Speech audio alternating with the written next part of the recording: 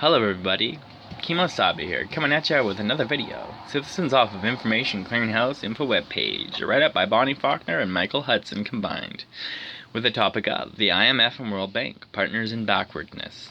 The purpose of a military conquest is to take control of foreign economies, to take control of their land and impose tribute. The genius of the World Bank was to recognize that it is not necessary to occupy a country in order to impose tribute or to take over its industry, agriculture, and land.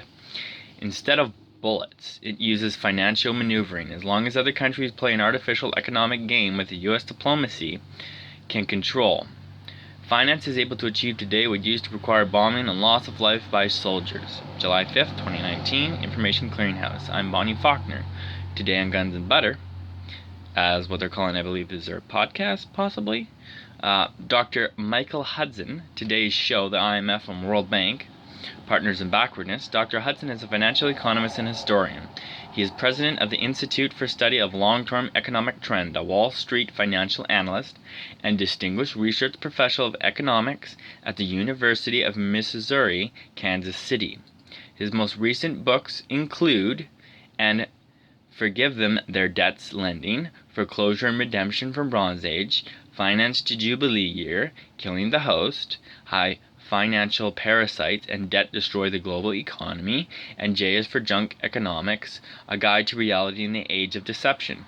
He is also author of The Trade, Development, and Foreign Debt, among many other books. We return today to a discussion of Dr. Hudson's seminal 1972 book, Super Imperialism, the Economic Strategy of American Empire, a critique of how the United States exploited foreign economies to the IMF and World Bank, with a special emphasis on food imperialism.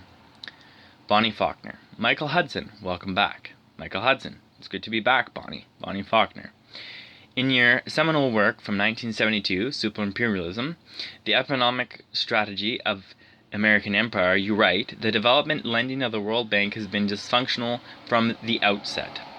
When was the World Bank set up and by whom? Michael Hudson. It was set up basically by the United States in 1944, along with its sister institution, the International Monetary Fund, IMF.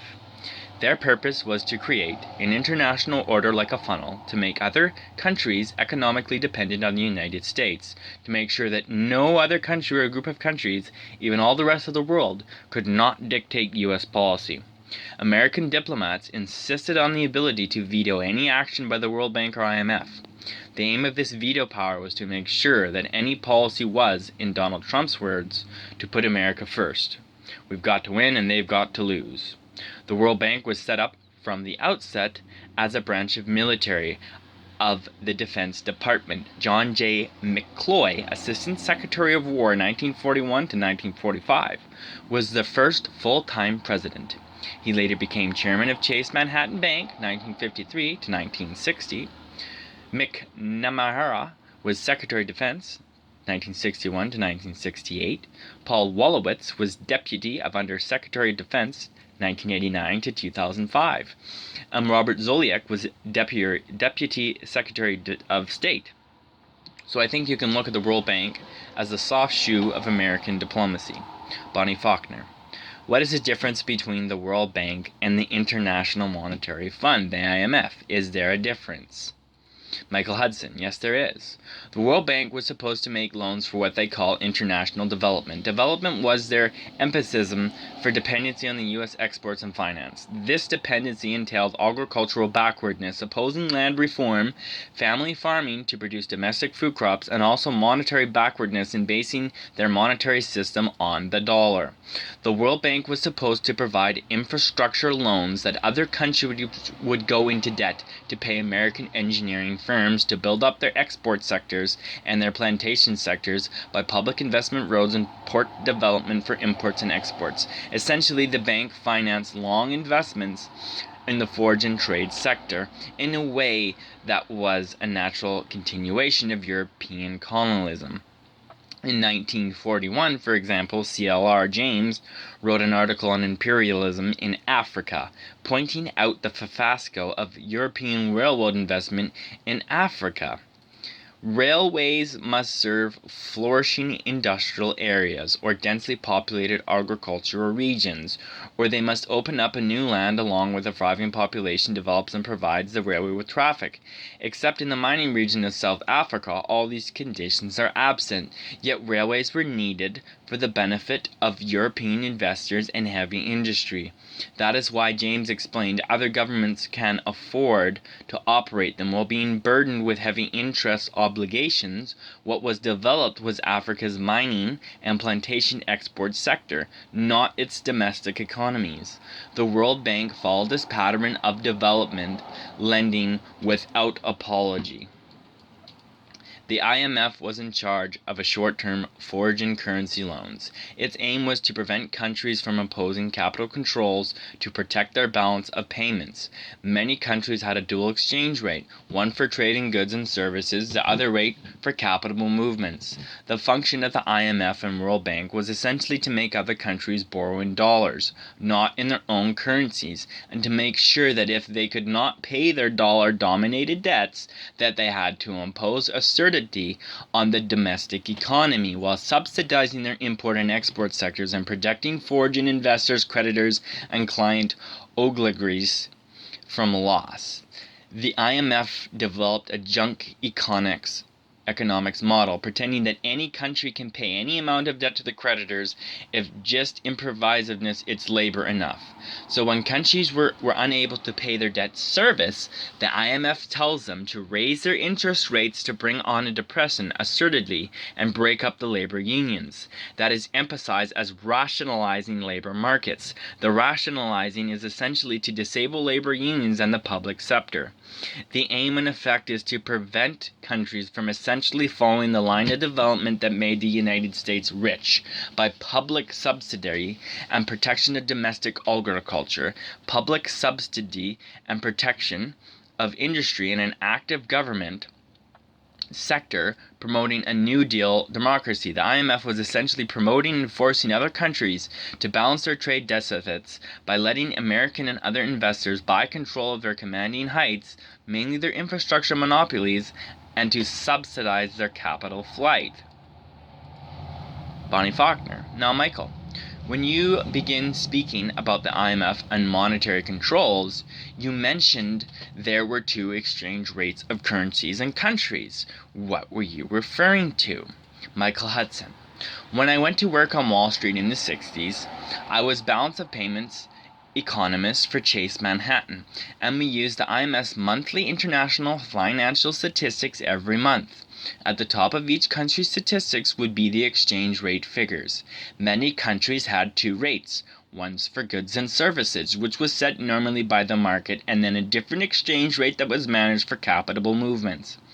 That was because countries were trying to prevent capital flight. They did not want their wealthy classes or foreign investors to make a run on their own currency, an ever-present threat in Latin America. The IMF and the World Bank backed the cosmopolitan classes, the wealthy. Instead of letting countries control their capital outflows and prevent capital flight, the IMF's job is to protect the richest 1% and foreign investors from balance of payment problems. The World Bank and American diplomacy have steered them into a chronic currency crisis. The IMF enables its wealthy contingency to move their money out of the country without taking a foreign exchange loss. It makes loans to support capital flight out of domestic currencies into the dollar or other hard currencies. The IMF calls this a stabilization program. It is never effective in helping the debtor economy pay foreign debts out of growth. Instead, the IMF uses currency depreciation and sells off of public infrastructure and other assets to foreign investors after the flight capital has left and currency collapses. Wall Street speculators have sold the local currency short to make a killing, George Soros style. When the debtor country's currency collapses, the debts that these Latin American countries owe are in dollars and now have to pay much more in their own currency to carry and pay off these debts. We're talking about enormous penalty rates in domestic currency for these countries to pay foreign currency debts, basically taking on to finance a non-development policy and to subsidize capital flight when that policy fails to achieve its pretended objective of growth. All hyperinflations of Latin America, Chile early on, like Germany after World War I, come from trying to pay foreign debts beyond the ability to be paid. Local currency is thrown into the foreign exchange market for dollars, lowering the exchange rate that increases import prices, raising a price umbrella for domestic products.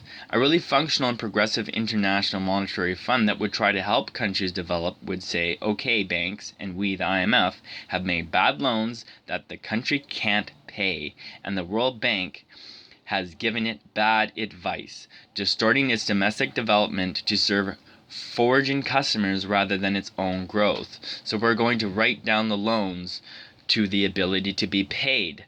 That's what happened in 1931 when the world finally stopped German representations payments and inter-allied debts to the United States stemming from World War I. Instead, the IMF says just the opposite. It acts to prevent any move by other countries to bring the debt volume within the ability to be paid. It uses a debt leverage as a way to control the monetary lifeline of financially defeated debtor countries. So if they do something that the US diplomats don't approve of, it can pull the plug financially, encouraging a run on their currency. If they act independently of the United States instead of falling in line, this control by the US financial system and its diplomacy has been built into the world system by the IMF and the World Bank, claiming to be international instead of an expression of specifically U.S. New Cold War nationalism. Bonnie Faulkner.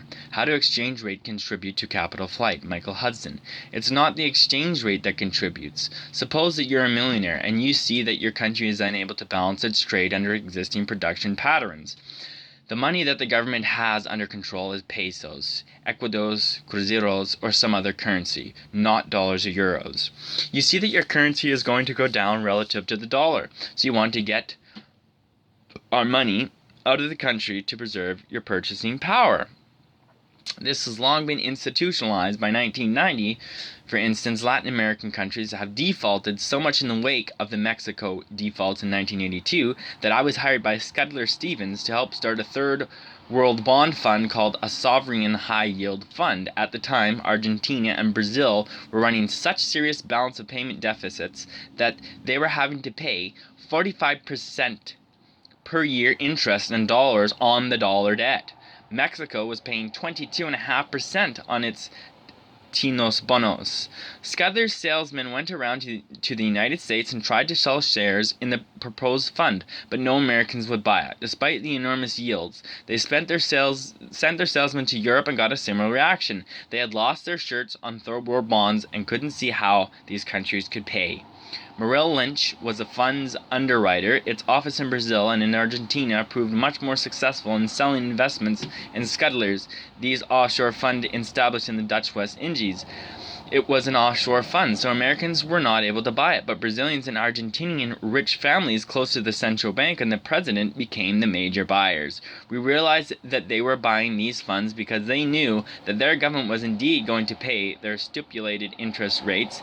In effect, the bonds were owed ultimately to themselves. So these Yankee dollar bonds were being bought by Brazilians and other Latin Americans as a vehicle to move their money out of their soft local currency, which was going down, to buy bonds dominated in hard dollars.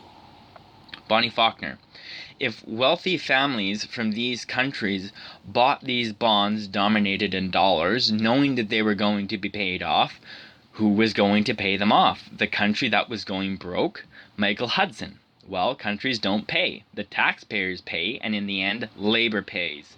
The IMF certainly doesn't want to make its wealthy client oligarchies pay. It wants to squeeze or economic surplus out of the labor force, so countries are told that the way they can afford to pay their enormously growing dollar-dominated debt is to lower wages even more. Currency depreciation is an effective way to do this because what is devalued is basically labor's wages. Other elements of exports have a common world price: energy, raw materials, capital goods, and credit under the dollar-centered international monetary system that the IMF seeks to maintain as a financial straitjacket. According to the IMF's ideological models, there's no limit to how far you can lower wages by enough to make labor competitive in producing exports. The IMF and World Bank thus use junk economics to pretend that the way to pay debts owed to the wealthiest creditors and investors is to lower wages and impose regressive excess taxes, to impose special taxes on necessities that neighbor leads, from food to energy and basic services supplied by public infrastructure. Bonnie Faulkner, so you're saying that labor ultimately has to pay off these junk bonds. Michael Hudson, that is the basic aim of IMF. I discuss its faculties in my Trade Development and Forge in Depth, which is the academic sister volume to the Super Imperialism. These two books show that the World Bank and IMF were viciously anti-labor from the very outset, working with domestic elites whose fortunes are tied to and loyal to the United States. Bonnie Faulkner, with regard to these junk bonds, who was it or what entity? Michael Hudson.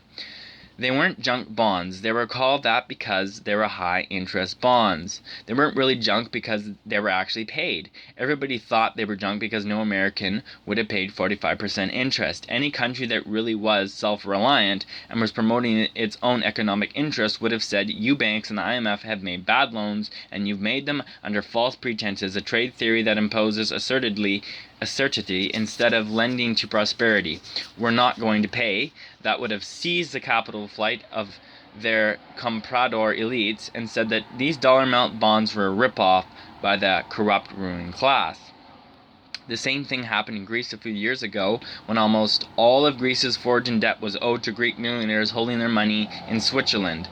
The details were published in the Lagarde list, but the IMF said in effect that its loyalty was to the Greek millionaires who had their money in Switzerland. The IMF could have seized this money to pay off the bondholders. Instead, it made the Greek economy pay. It found that it was worth wrecking the Greek economy, forcing immigration and wiping out Greek industry so that the French and German bondholders' banks would not have to take a loss. That is what makes the IMF so vicious an institution. Bonnie Faulkner. So these loans to foreign countries were regarded as junk bonds really weren't junk because they were going to be paid. What group was it that jacked up these interest rates to 45%? Michael Hudson. The market did. American banks, stockbrokers, and other investors looked at the balance of payments of these countries and could not see any reasonable way they could pay their debts. So they were not going to buy their bonds. No country subject to democratic policies would have paid debts under these conditions. But the IMF, US, and Eurozone diplomacy overrode democratic choice.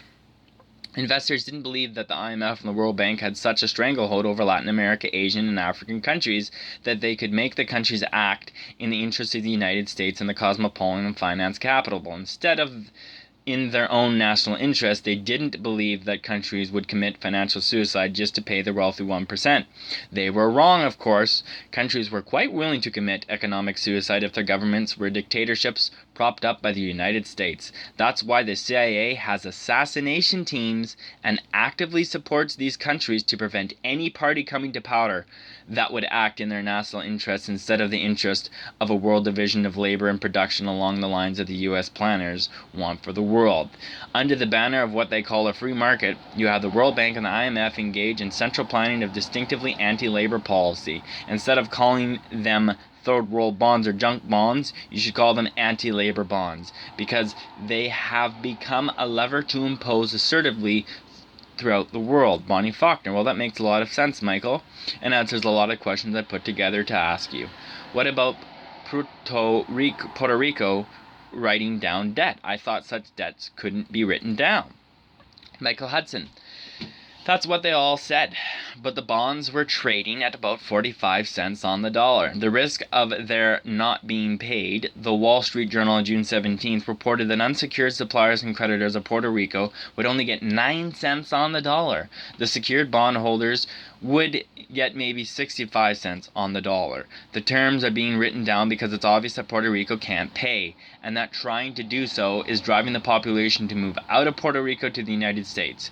If you don't want Puerto Ricans to act the same way Greeks did and leave Greece when their industry and economy was shut down, then you're going to have to provide stability, or else you're going to have half of Puerto Rico living in Florida. Bonnie Faulkner. Who wrote down the Puerto Rican debt? Michael Hudson. A committee was appointed, and it calculated how much Puerto Rico can afford to pay out in its taxes. Puerto Rico is a U.S. dependency. That is, an economic colony of the United States. It does not have domestic self-reliance. It's antithesis of democracy, so it's never been in charge of its own economic policy and essentially has to do whatever the United States tells it to do. There was a reaction after the hurricane and insufficient U.S. support to protect the island and the enormous waste and corruption involved in the U.S. aid. The U.S. response was simply, we won you fair and square in the Spanish-American War, and you're an occupied country, and we're going to keep you that way. Obviously, this is causing a political resentment. Bonnie Faulkner. You've already touched on this, but why has the World Bank traditionally been headed by a U.S. Secretary of Defense? Michael Hudson. Its job is to do in the financial sphere what in the past was done by military force. The purpose of a military conquest is to take control of foraging economies, to take control of the land and impose tribute. The genius of the World Bank was to recognize that it's not necessary to occupy a country in order to impose tribute or to take over its industry, agriculture, and land. Instead of bullets, it uses financial maneuvering. As long as other countries play an artificial economic game that U.S. diplomacy can't control, finance is able to achieve today what used to require bombing and loss of life by soldiers. In this case, the loss of life occurs in the debtor countries. Population growth shrinks, suicides go up. The World Bank engages in economic warfare that is just as destructive as military warfare. At the end of the Yeltsin period, Russia's President Putin said that American neoliberalism destroyed more of Russia's population than did World War II. Such neoliberalism, which is basically the doctrine of American supremacy and forged independency, is the policy of the World Bank and IMF. Bonnie Faulkner. Why has World Bank policy since its inception been to provide loans for countries to devote their land to export crops instead of giving priority to feeding themselves? And if this is the case, why do countries want these loans? Michael Hudson.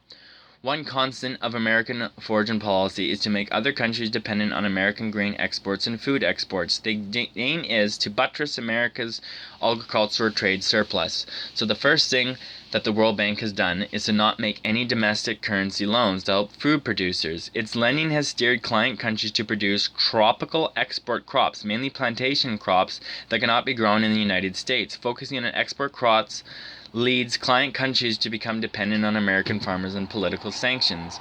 In the 1950s, right after the Chinese Revolution, the United States tried to prevent China from succeeding by imposing grain export controls to starve China into submission by putting sanctions on exports. Canada was a country that broke these export controls and helped feed China. The idea is that if you can make other countries export plantation crops, the oversupply will drive down prices for cacao and other tropical products, and they won't feed themselves. So instead of backing family farms like the American agricultural policy does, the World Bank backed plantation agriculture in Chile, which was the highest natural supply of fertilizer in the world from its guano deposits. Exports guano instead of using it domestically. It also has the most unequal land distribution, blocking it from growing its own grain or food crops. It's completely dependent on the United States for this, and it pays by exporting copper, guano, and other national resources. The idea is to create interdependency, one-sided dependency on the U.S. economy. The United States has always aimed at being self-sufficient in its own essentials so that no other country can pull the plug on our economy and say, we're going to starve you by not feeding you. Americans can feed themselves. Other countries can't say, we're going to let you freeze in the dark by not sending you oil, because America is independent in energy. But America can use oil control to make other countries freeze in the dark, and it can starve other countries by food export sanctions. So the idea is to give the United States control of the key interconnections of other economies without letting any country control something that is vital to the working of the American economy. There's a double standard here. The United States tells other countries, don't do as we do, do as we say. The only way it can enforce this is by interfering in the politics of these countries as it has interfered in Latin America, always pushing the right wing. For instance, when Hillary's State Department overthrew the Honduras reformer who wanted to undertake land reform and feed the Hondurans, she said, "This person has to go." That's why there are so many Hondurans trying to get into the United States now, because they can't live in their own country. The effect of American coups is the same in Syria and Iraq. They force an exodus of people who no longer can make a living under brutal dictatorships supported by the United States to enforce this international dependency system. Bonnie Faulkner. So when I ask you why countries would want these loans, I guess you're saying that they wouldn't, and that's why the U.S. finds it necessary to control them politically. Michael Hudson. That's a concise way of putting it, Bonnie. Bonnie Faulkner. Why are World Bank loans only in foreign currency, not in the domestic currency of the country which it is lending? Michael Hudson, that's a good point. A basic principle should be to avoid borrowing in a foreign currency. A country can always pay the loans in its own currency, but there's no way that it can print dollars or euros to pay loans dominated in these foreign currencies. Making the dollar central forces other countries to interface with the U.S. banking system. So if a country decides to go in its own way, as Iran did in 1953 when it wanted to take over its oil from British Petroleum, or Anglo-Iranian oil as it was called back then, the United States can interfere and overthrow it. The idea is to be able to use the banking system interconnections to stop payments from being made.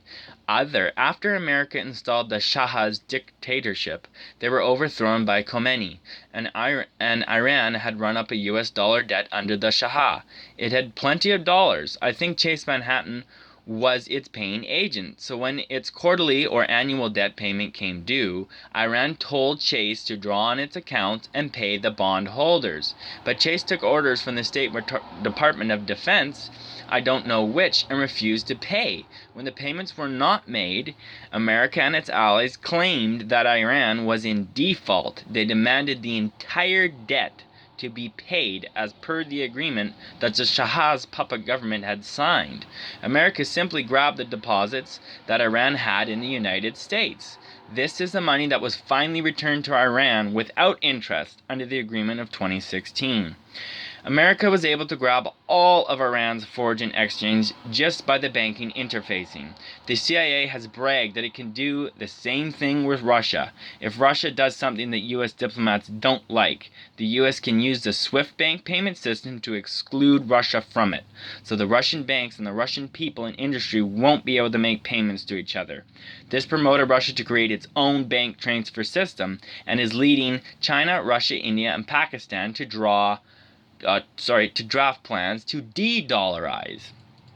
Bonnie Faulkner. I was going to ask you, why would loans in a country's domestic currency be preferable to the country taking out a loan in a foreign currency? I guess you've explained that if they took out a loan in the domestic currency, they would be able to repay it. Michael Hudson. Yes. Bonnie Faulkner. Whereas a loan in a foreign currency would cripple them. Michael Hudson. Yes. You can't create the money, especially if you're running a balance of payments deficit, and if U.S. foreign policy forces you into deficit by having someone like George Soros make a run on your currency. Look at the Asia crisis in 1997. Wall Street funds bet against foreign currencies, driving them way down, and then use the money to pick up industry cheap in Korea and other Asian countries. This was also done to Russia's ruble. The only country that has avoided this was Malaysia under Mohammed Mahathir. By using capital controls, Malaysia is an object lesson in how to prevent a currency flight. But for Latin America and other countries, much of their foreign debt is held by their own ruling class.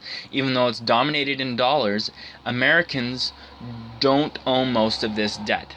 It's their own ruling class. The IMF and the World Bank dictate tax policy in Latin America to untax wealth and shift the burden onto labor. Client kleptocracies take their money and run, moving it abroad to hard currencies areas such as the United States, or at least keeping it in dollars in offshore banking centers instead of reinvesting it to help the country catch up by becoming independent agriculture in energy, finance, and other sectors.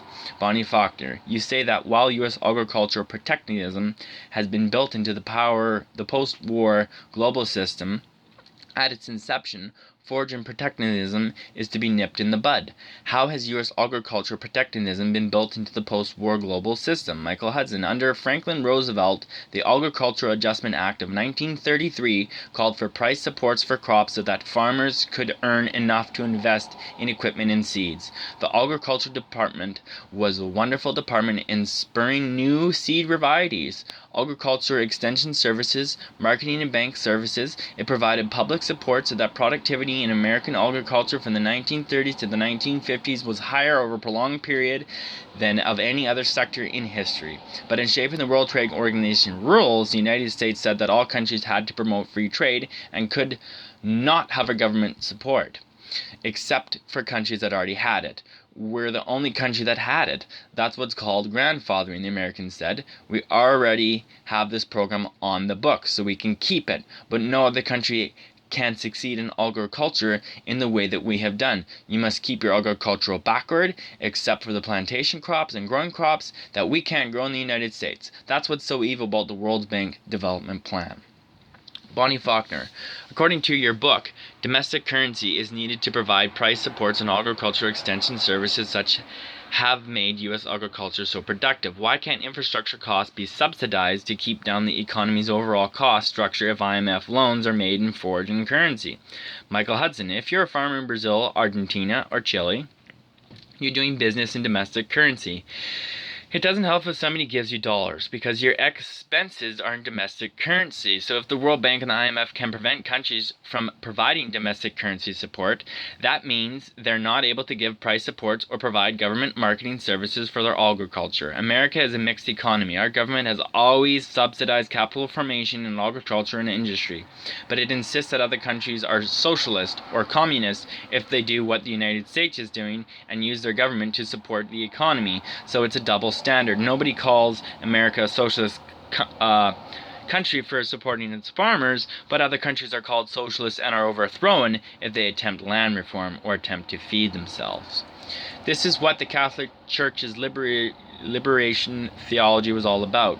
They backed land reform and agriculture, self-sufficiency in food, realizing that if you're going to support population growth, you have to support the means to feed it. That's why the United States focused its assassination teams on priests and nuns in Guatemala and Central America for trying to promote domestic self-sufficiency. Bonnie Faulkner. If a country takes out an IMF loan, they're obviously going to take it out in dollars. Why can't they take the dollars and convert them into domestic currency to support infrastructure costs? Michael Hudson. You don't need a dollar loan to do that.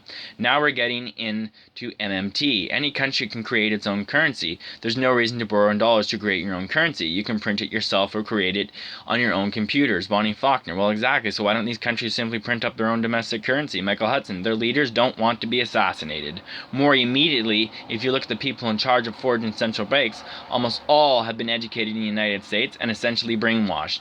It's the mentality of foreign central bankers. The people who's promoted are those who feel personally loyal to the United States because they know that that's how to get ahead. Essentially, they're opportunists working against the interests of their own country. They won't have socialist central bankers as long as central banks are dominated by the International Monetary Fund and the Bank for International Settlements. Bonnie Faulkner. So we're back to the main point. The control is by political means, and they control the politics and the power structure in these countries so they don't rebel. Michael Hudson. That's right. When you have a dysfunctional economic theory that is destructive instead of productive, this is never an accident. It is always the result of junk economics and dependency economics being sponsored. I've talked to people at the U.S. Treasury and asked why they all end up following the United States. Treasury officials have told me, we simply buy them off. They do it for the money. So you don't need to kill them. All you need to do is find people corrupt enough and opportunistic enough to see where the money is, and you can buy them off. So, and you can buy them off. Bonnie Faulkner. You write that by following U.S. advice, countries have left themselves open to food blackmail. What is food blackmail? Michael Hudson. If you pursue a foreign policy that we don't like, for instance, if you trade with Iran, which we're trying to smash up to grab its oil, we'll impose financial sanctions against you. We won't sell you food and you can starve. And because you've followed the World Bank advice and not grown your own food, you will starve because you're dependent on us, the United States and our free world allies. Canada will no longer follow its own policy independently of the United States, as it did with China in the 1950s when it sold it grain. Europe also is falling in line with U.S. policy. Bonnie Faulkner, you write that World Bank administrators demand that loan recipients pursue a policy of economic dependency above all on the United States as food supplier. Was this done to support U.S. agriculture? Obviously it is. But were there other reasons as well? Michael Hudson, certainly the agricultural lobby was critical in all of this. I'm not sure at what point this became thoroughly conscious. I knew some of the World Bank planners, and they had no anticipation that this dependency would be the result. They believed the free trade gunk economics that was taught in schools, economic departments, and for which Nobel Prizes were awarded. When we're dealing with economic planners, we're dealing with tunnel vision people. They stayed in the discipline despite its unreality because they sort of think that abstractively it makes sense. There's something autistic about most economists, which is why the French had their non-autistic economic site for many years. The mentality at work is that every country should produce what it's best at, not realizing that nations also need to be self-sufficient in essentials because we're in a real world of economic and military warfare. Bonnie Faulkner, why does the world prefer to perpetuate world poverty instead of adequate overseas capacity to feed the peoples of the developing countries? Michael Hudson, world poverty is viewed as a solution, not a problem. The World Bank thinks of poverty as a low-priced labor, creating a competitive advantage for countries that produce labor-intensive goods. So poverty and assertive The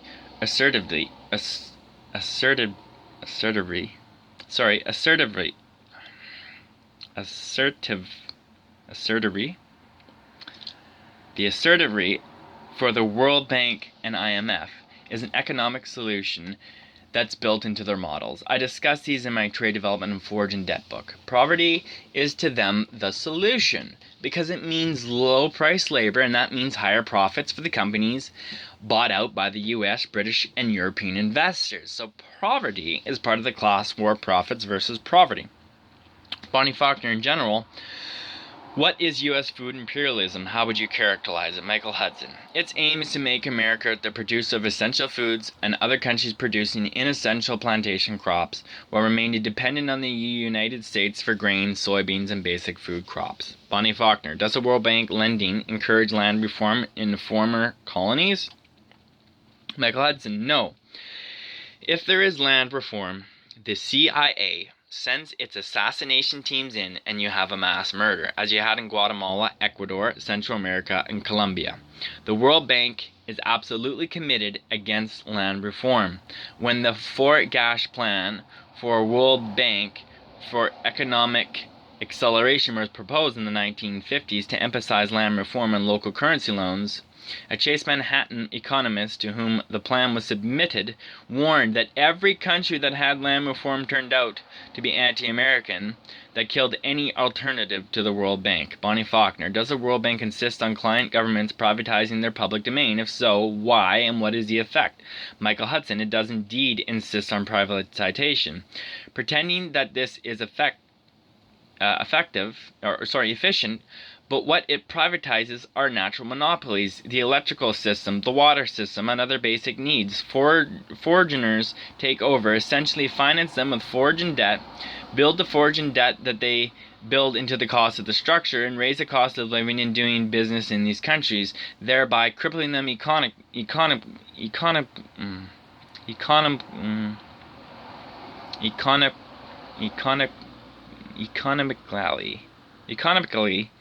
The effect is to prevent them from competing with the United States and its European allies. Sorry for the mispronunciations. Bonnie Faulkner. Would you say, then, that it is mainly America that has been aided, not foreign economies that borrow from the World Bank?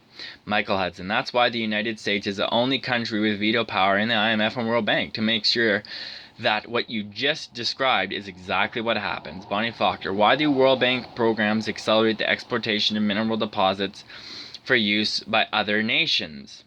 Michael Hudson, most World Bank loans are for transportation, roads, harbor development, and other infrastructure needed to export minerals and plantation crops. The World Bank doesn't make loans for projects that help the country develop in its own currency. By making only foreign currency loans in dollars and maybe euros now, the World Bank says that its clients have to repay by generating foreign currency. The only way they can repay the dollars spent on American engineering firms that have built their infrastructure is to export to earn enough dollars to pay back for the money that the World Bank or IMF have lent. This is what John Perkins' book about being an economic hitman for the World Bank is all about. He realized that his job was to get countries to borrow in dollars to build huge projects that could only be paid for by the country exporting more, which required breaking its labor unions and lowering wages that it could be competitive in the race to the bottom that the World Bank and IMF encourage. Bonnie Faulkner, you also point out in Super Imperialism that mineral resources represent diminishing assets, so that these countries that are exporting mineral resources are being depleted while the importing countries aren't. Michael Hudson, that's right. They'll end up like Canada.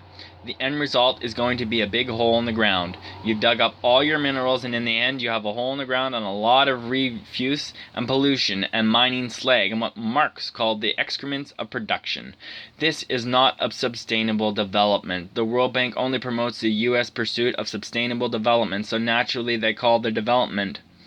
But their focus is on the United States, not the World Bank client countries. Bonnie Faulkner, when Super Imperialism, the Economic Strategy of American Empire, was originally published in 1972, how was it received? Michael Hudson, very positively. It enabled my career to take off. I received a phone call a month later by someone from the Bank of Montreal saying they had just made $240 million in the last paragraphs of my book.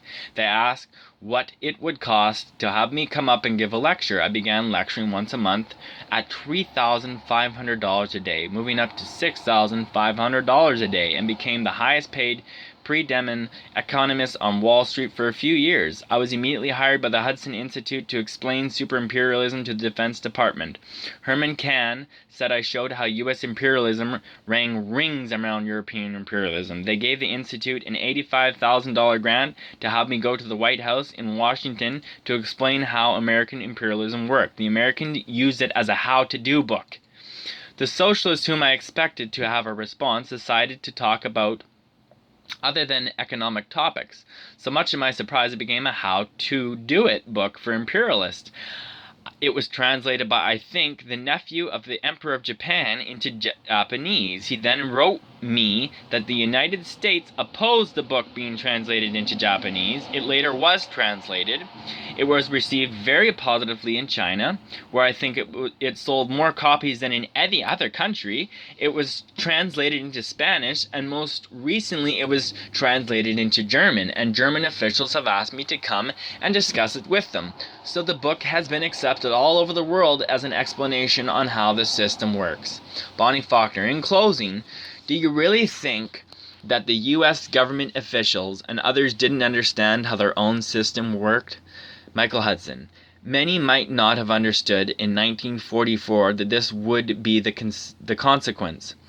But by the time 50 years went by, and you had an organization called 50 Years is Enough, and by the time everybody should have understood, by the time Joe Stiglitz became the World Bank chief economist, there was no excuse for not understanding how the system worked. He was amazed to find that indeed it didn't work as advertised, and resigned, and he should have known at the very beginning what it was all about. If he didn't understand how it was until he actually went to work there, you can understand how hard it is for most academics to get through the vocabulary of junk economics, the patter talk of free trade and free markets, to understand how exploitive and destructive the system is. Bonnie Faulkner. Michael Hudson, thank you very much. Michael Hudson, it's always good to be here, Bonnie. I'm glad you ask questions like these. The article was originally published by Guns and Butter. Also, note to the ICH community, we ask that you insist us in dissemination of the article published by the ICC to your social media accounts, and post links to the article from other websites. Thank you for your support, peace, and joy. The views expressed in the article are solely those of the author and do not necessarily reflect the opinions of Information Clearinghouse. Hope you enjoyed it all. The original post was from gunsandbutter.org webpage. Hopefully you enjoyed it. Please leave me with some comments. Be great if you subscribe. Thanks a lot for sticking with me, everybody that has subscribed. You're all awesome. And we'll see you in the next one, everybody. Thanks a lot. Bye.